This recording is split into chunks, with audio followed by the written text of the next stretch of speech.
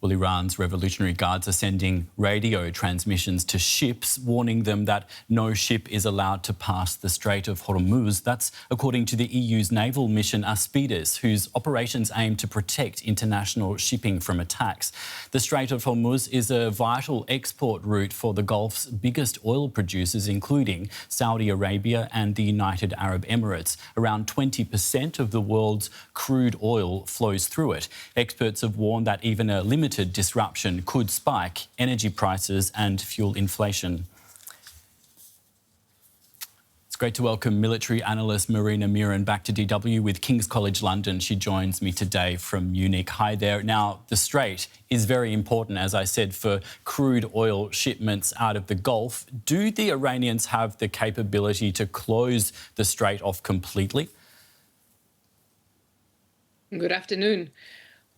Well, we have heard repeated statements from Iran that in case of an escalation, of a military escalation, is what we're seeing now, there is a potential that this choke point will be closed off or mined, making it very difficult for the oil to come out. And it has already caused a shock in the oil markets. The OPEC countries were supposed to meet tomorrow to discuss the prices per barrel. And I assume that we will see an increase of at least $10 to $20 per barrel of crude. Now, will Iran do so?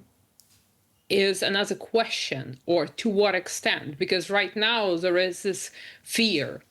The insurances will be rising, and the maritime traffic will probably want to wait this out, because Iran itself depends on oil exports, and the Iranian religious leadership has been criticizing Iran's dependence on crude and calling for looking for other ways to finance the country. And therefore, closing the Strait of Hormuz would not be very beneficial for Iran, especially considering that countries like UAE or Saudi Arabia that have normalized relations more or less with Iran would then turn against Iran. So that would create economic pressure on Iran, and it would also spoil the relationship that Iran sought to build with these countries, especially knowing now that Iran has launched strikes against US bases on the territories of the likes of Bahrain and UAE and Saudi Arabia. Thanks for explaining so clearly some of these factors that are sort of behind this economic pressure. Are they going to weigh into how Iran responds? Are they a concern for the regime?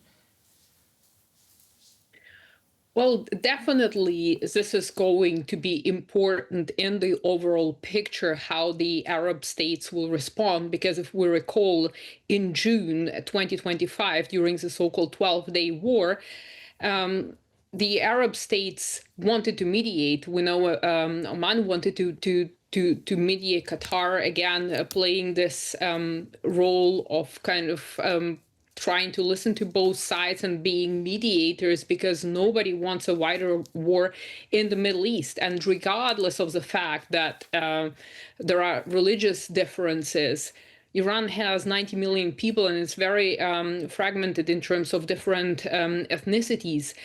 If a regime change happens or a decapitation happens, and right now reports are conflicting, we don't know exactly who has been eliminated and what will happen after this, but certainly enough in the long run, this will destabilize the region.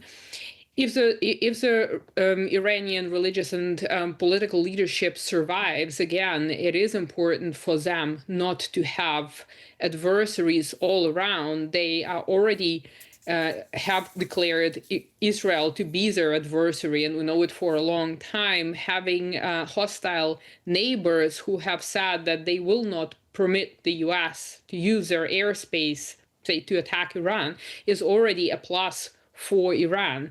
And therefore, I think it will be certainly something that the Iranian political and religious leadership will be taking into consideration, but it depends on what other actors do, what say, Russia does, what China does, what kind of support Iran will get from them, what happens with the ongoing hostilities between Afghanistan and Pakistan, because all that affects Iran in one way or another. And of course, what will the United States and Israel do?